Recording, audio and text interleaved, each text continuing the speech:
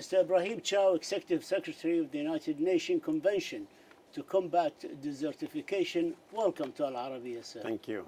I'd like to start by asking you about COP14, the conference of the parties that you held on combating desertification in India in September. What are the main achievements of that conference? India was a great host to 197 parties to this convention. We had more than 8,000, close to 9,000 participants confirmed. And the main outcomes were obviously policy decisions that were made, but let me just highlight few that I think are meaningful. One is a very clear connection that has been made between land restoration, climate change, biodiversity, and socio-economic issues. When you are able to restore land from being a degraded land to a productive land again, and you do so through revitalization of the land, be it reforestation and so forth, you are actually sucking the carbon into the soil. Therefore, you are contributing to climate change because you are creating a carbon bank. But when you restore land, you are also conserving biodiversity. But at the same time, you are doing it with a socio-economic activity, either helping some poor farmers produce more in their own land, or reducing tensions between farmers and pastoralists when you have competition over access to land and water, or sometimes you also can reduce migration in areas where young people may be tempted to migrate when they cannot produce anymore. So that was a very clear message to the New York summit that actually any action of land restoration is a good action. This is what we call the nature-based solutions. The second message that came out of that conference is the issue of drought. With climate change, we see more and more severe droughts all over the world. This year, 25 countries have declared drought emergency. And on average, 70 countries are hit every year with drought. In some parts of the world, any year of drought is actually a year of economic downturn because the main production, agriculture, is affected. Therefore, this COP has adopted a very clear decision to basically reflect on this issue of drought and see how even the poorest countries on earth can help themselves be better prepared. How? With early warning systems, because we have now the tools and the technologies, but farmers are not getting the information fast enough, and they are not able, therefore, to anticipate on these issues through response to droughts, be it putting in place insurance systems or helping governments, and some countries have some funds so as to compensate some of their farmers when they are hit by severe droughts. You have got to actually help alleviate the impact of drought to the poorest communities. The third area which was critical also is the issue of land tenure. We need to invest at a much larger scale in land restoration, but we cannot do it only with public funds, so therefore we need private funds as well. So this raises the issue of land tenure, but also how you can empower women and youth that do not have access to land. How can you help them have access to land, have access to credit and to technology so as to continue to produce in their areas? So as you can see, we are dealing with socio-economic issues, we are dealing with security issues, and land issues are clearly connected to climate, to biodiversity, and to prosperity and peace. Delhi Declaration, described by some as an ambitious statement on global action by each country on how to achieve its land degradation neutrality, LDN, target by 2030. So far, 122 countries have set their targets. Can you explain to our viewers what is LDN and which countries are most ambitious? In very simple terms, land degradation neutrality is when you reduce degradation of the environment. At the same time, you compensate what has been degraded. So you create a balance between the needs and the opportunities that are out there. Yes. As you said, 122 countries have signed up to this. This is part of the Sustainable Development Goals, actually Goal 15 of the Sustainable Development Goals. Indeed. So it is not something that is limited to a few countries. It's a global activity. Many countries, actually, especially the most affected countries for land degradation, be it in Latin America, in Africa, in the Middle East, have signed up to this to set their own targets. It's like this is how we can respond to the issue of land degradation for our own sake, for the sake of our own communities, but also contributing to this global goal of Sustainable Development Goals. It's a major undertaking. It has major implications for economies of the nations, for agriculture, for business, and for livelihoods of the local communities, of course, for the betterment of life in rural areas. Can you tell me about the size of participation on the event COP14 in India of the Middle Eastern countries, the Arab countries? And what is the main difficulty of fighting desertification in the Middle East, for example?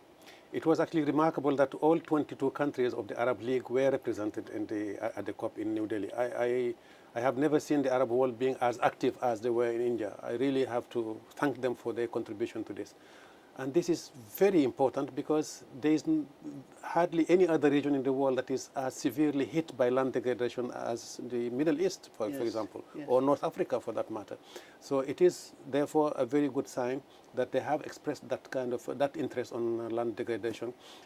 Again, you can be rich, an oil-rich country. You can be rich in minerals, but as long as you are not producing yourself your own food, as long as you are not securing the livelihoods of your pastoralists, you are facing challenges. So it is really very important that they respond. But also the Arab countries are severely hit by sand and dust storms, which is a phenomenon which is now global, indeed, but has severe consequences on human health in the Middle East. It has severe consequences on navigation, on security, when radars cannot work properly. It has severe implications for the way people live, even in cities, where actually small particles are infiltrating even in the small, in the buildings, and there's no place that is safe. You find actually dust storms on your bed. And it is certainly something that the Arab world is also facing courageously. What is the main difficulty in fighting desertification? It's first and foremost the political will. Are we all willing to contribute to land degradation? Do we understand what it means? In most countries, the issue of land degradation is left to ministries in charge of the environment. This is not to say that they are not important, but it is clearly not only the ministers of environment that should be dealing with this. It should be heads of states, prime ministers. In the same way as climate change has now become a huge issue that is being talked about by heads of states, like was the case today in New York. So that is the first, so the level of understanding and the implications that land degradation has for our human health and for our economies and for the production system. The second now is the technical part. The technical part is actually quite easy, because that has been studied and known in many parts of the world, and you can easily have an expert from one country visit another country to support. The third dimension is the funding, because in many countries, land degradation issues have been dealt with as projects, pilot projects we test. Now we will have to move to the much larger scale, because if we are to restore land, and if we are very serious about Goal 15 of the Sustainable Development Goals, then we have got first to stop land degradation. Today we lose up to 23 hectares per minute to land degradation globally. So we have to stop the bleeding first, and secondly now start healing the wounds, so to speak, by meter by meter, hectare by hectare, recovering and restoring the land in those areas. How does the land become degraded? It's essentially human activities and climate conditions. Human activities, be it pastoralists, be it people clearing forests, be it people destroying ecosystems for food production, like the water point is certainly a point. So it's essentially human activities, or it can be cities in some cases, city expansion, encroaching into agricultural land and occupying traditional fertile land. So human activity. And the other one is the climatic conditions. When you have severe droughts, when you have less rainfall, and when you have erratic rains in some cases, it creates conditions for land degradation. And what is the best way to restore it? The best way is to, first of all, have a very clear land use planning, so that you know what activity should be undertaken in which part of the territory. Second is to care about these ecosystems, to reduce the encroachment we are having and to reduce our human impact on these. Most of the time we consider these ecosystems as a property of the common. No one owns it, so therefore you can do whatever you want. I think we have now to conscientize ourselves and say what we are doing in some parts of our country may have severe consequences on other parts of the country, because the water flows may be affected, or maybe the food production system may be affected. I understand that land is providing us with about 99.7% of our need of food, and it's also providing us with water to drink. With land degradation, as it is now and at these rates, do you think we should pay more attention to getting our food from the sea? From the sea? Yes. We can try, but we as human beings, we are terrestrial species. Okay. And therefore, I think it is much easier for us to restore land and produce next to where we live, Okay. rather than trying to go to other places. Yes, you can find part of the 0.3% is coming from the sea. It's very little. It's very little, because our calories are coming essentially from the land.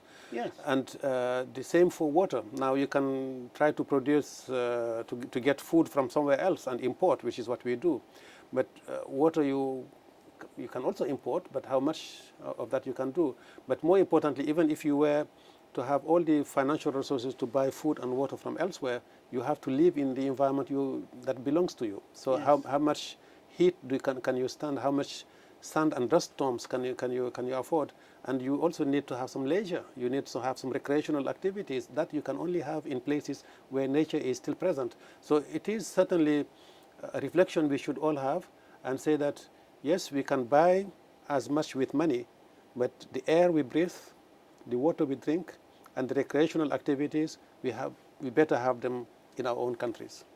Mr. Ibrahim Thiaw, the Executive Secretary of the United Nations Convention to Combat Desertification, we thank you as always for visiting us here and giving us the wisdom of your thoughts. Thank you very much. Thank you, sir. Thank you very much. All Thank the you. very best. Okay, thank you. Thank you.